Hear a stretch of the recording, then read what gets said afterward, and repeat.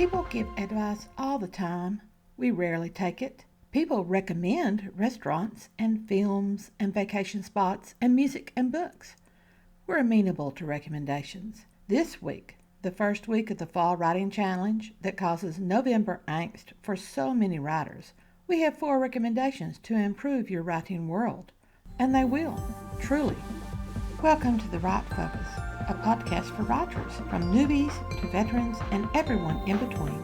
Our focus is productivity, process, craft, and tools. We're hosted by M.A. Lee with the assistance of Remy Black and Edie Rooms, all from Writers Inc. Books. Each episode lasts as long as it takes to fix a quick dinner, drive a short commute, or take a brisk walk. Listen for links to show notes and resources at the end of our broadcast. Now, on to the episode. First, let's check in with the Fall Writing Challenge. It's day 3, 1,667 words per day times 3. That's 5,001 words. Did you achieve that? Since we have disruptions and distractors coming up, such as Thanksgiving, our best practice should be at least 2,000 words per day as our minimum. Day 3 times 2,000 words per day equals 6,000 words. See, that's not much more than the minimum. We can do this. Just write and write and write. By the end of the day, on Saturday, November 6th, 6 days times 2,000 words equals 12,000 words, over 1/5 of the goal. If we're doing the minimum, that's 10,002 words, still over 1/5 of the book. Our focus for today is 4 books that every writer needs on their reference shelves. Our first book that you need on your shelf is especially appropriate for this Fall Writing Challenge. It's Dean Wesley Smith's Writing into the Dark, subtitled How to Write a Novel Without an Outline.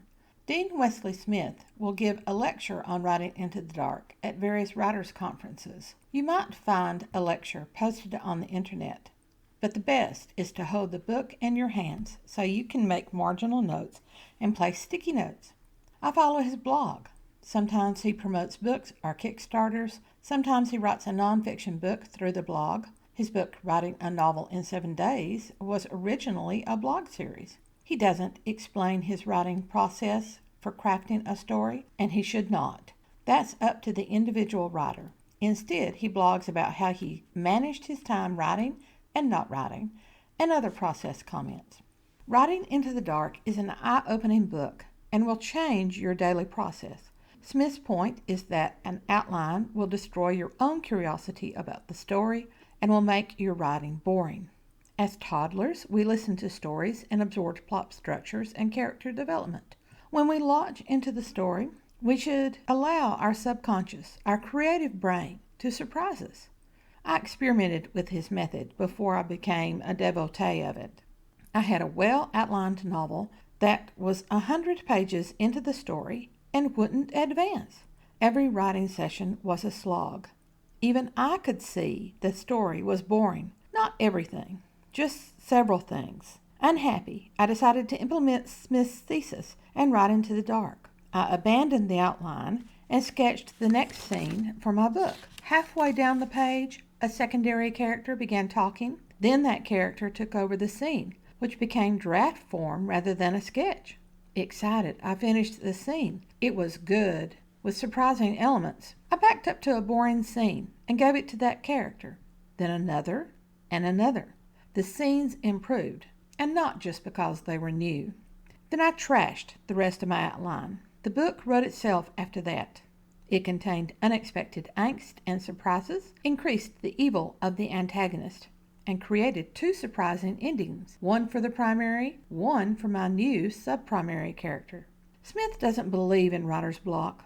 He says just to write the next sentence, then the next, and the next.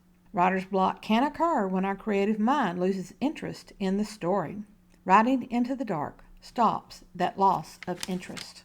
Our second book for the writing shelf, you've heard me recommend this book before, is Christopher Vogler's The Writer's Journey, subtitled Mythic Structure for Storytellers and Screenwriters. This book is to be read and absorbed. It's divided into 2 parts. First, mapping the story. It explains the 7 common archetypes who populate your story: hero, mentor, threshold guardian, herald, shapeshifter, shadow, and trickster. The second part of the book boils the stages of the hero's journey down to 12 rather than 17. Vogler based his work on Joseph Campbell's monomyth, and the monomyth is based on Carl Jung, who studied archetypes. Vogler says in his book, Campbell's thinking runs parallel to that of Swiss psychologist Carl G. Jung, who wrote about the archetypes, constantly repeating characters or energies which occur in the dreams of all people and the myths of all cultures. Jung suggested that these archetypes reflect different aspects of the human mind, that our personalities divide themselves into these characters to play out the drama of our lives.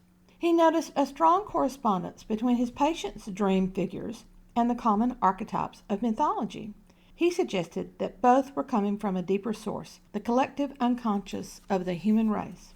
The repeating characters of world myths such as the young hero, the wise old man or woman, the shapeshifter, and the shadowy antagonist are the same as the figures who appear repeatedly in our dreams and fantasies. That's why myths and most stories constructed on the mythological model have the ring of psychological truth in our minds. Archetypes are flexible character functions rather than rigid character types. Archetypes give us ideas.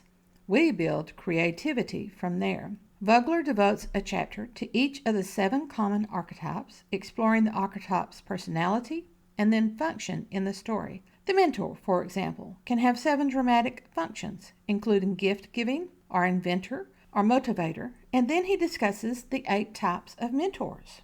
His 12 stages of the hero's journey, also known as the archetypal story pattern, include ordinary world, call to adventure, refusal of the call, meeting the mentor, crossing the first threshold, test, allies and enemies, approach to the inmost cave, supreme ordeal, reward, the road back, the resurrection, and return with the elixir as the 12th stage. When you're a newbie, you need to read and reread Vogler to absorb the information.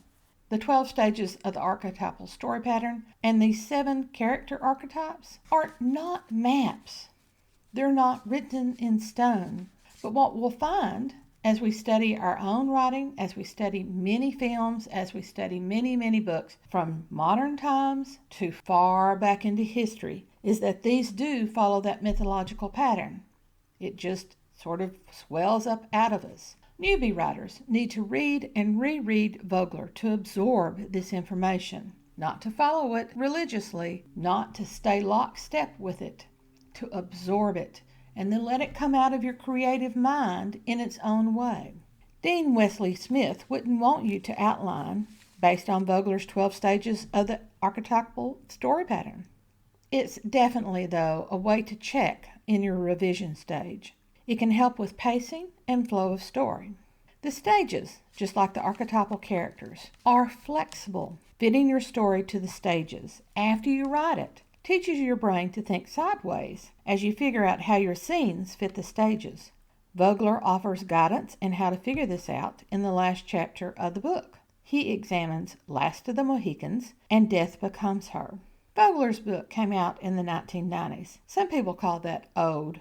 Actually, it's venerable because the writer's journey is still helpful.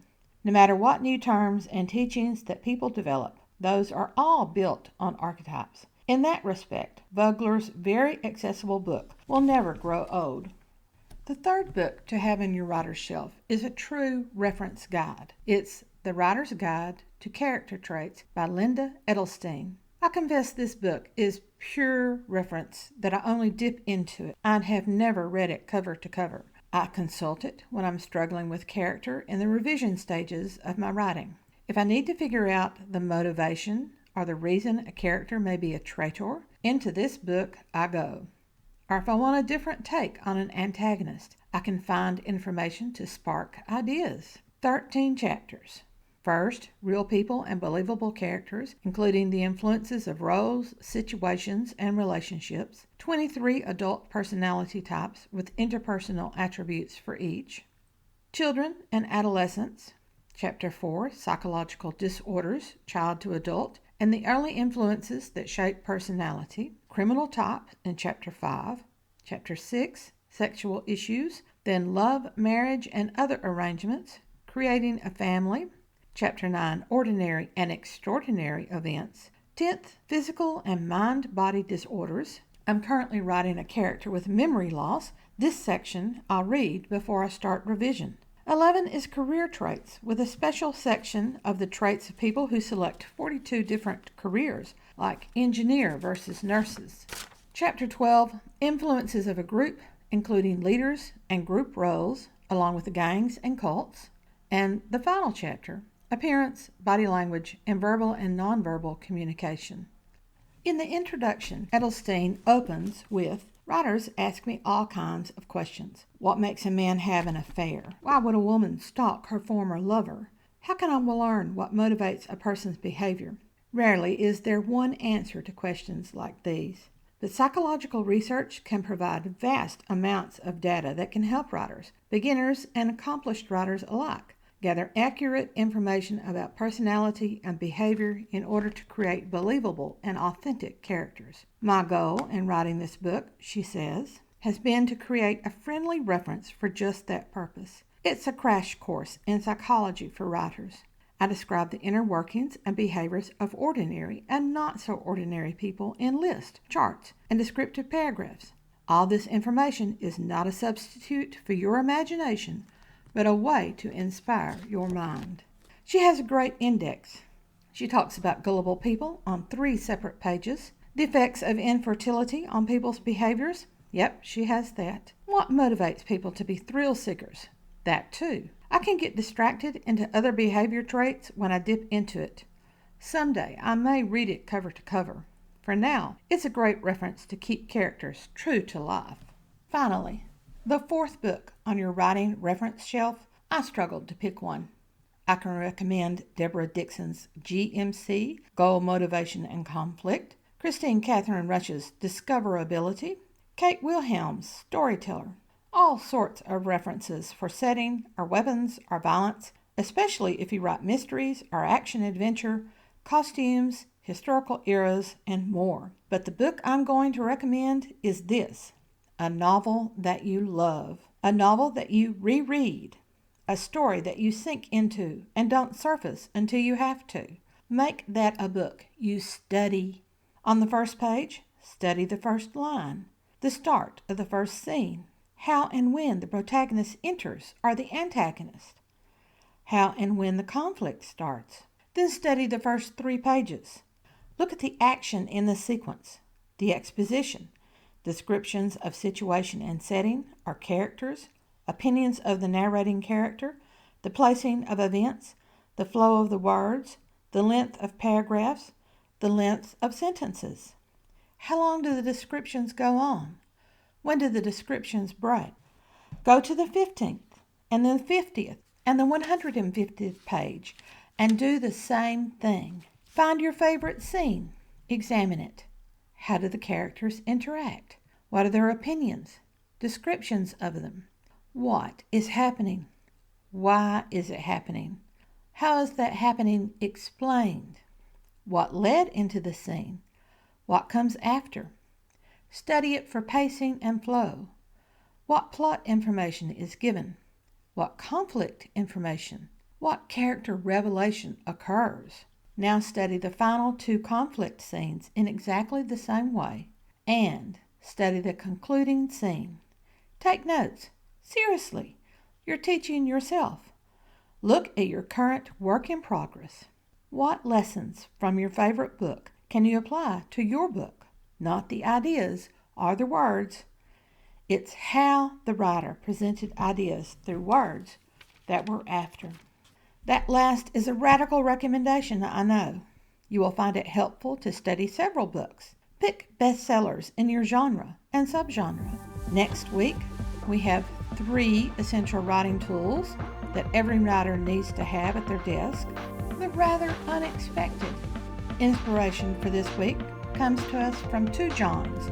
John Irving, first, said, "A writer's job is to imagine everything so personally that the fiction is as vivid as memories." The second inspiration comes from John Barth. Like every writer's professional life, mine is spent doing a kind of dreaming. from the time I sit down at the desk and pick up my faithful fountain pen until the time I put the stuff on the Macintosh, which is a kind of waking up. Thanks for listening to The Right Focus, a podcast for writers at all levels, hosted by M.A. Lee with the assistance of Remy Black and Edie Rooms, all from Writers Inc. Books. Our focus is productivity, process, craft, and tools. Show notes and resource links for these and other episodes are at therightfocus.blogspot.com. Our music is licensed through Audio Jungle. It's called Background Music Logo, created by Alexander Polishchuk, known on Audio Jungle as Plastic 3. The music comes in 5 different iterations. Write to us at winkbooks@aol.com if you have speculations, comments, or questions. When you find value in our content, share with your writing friends or write a review. We're small beans here. We don't have the advertising budget of the big peeps, and you can make a difference. And whatever occurs, write on.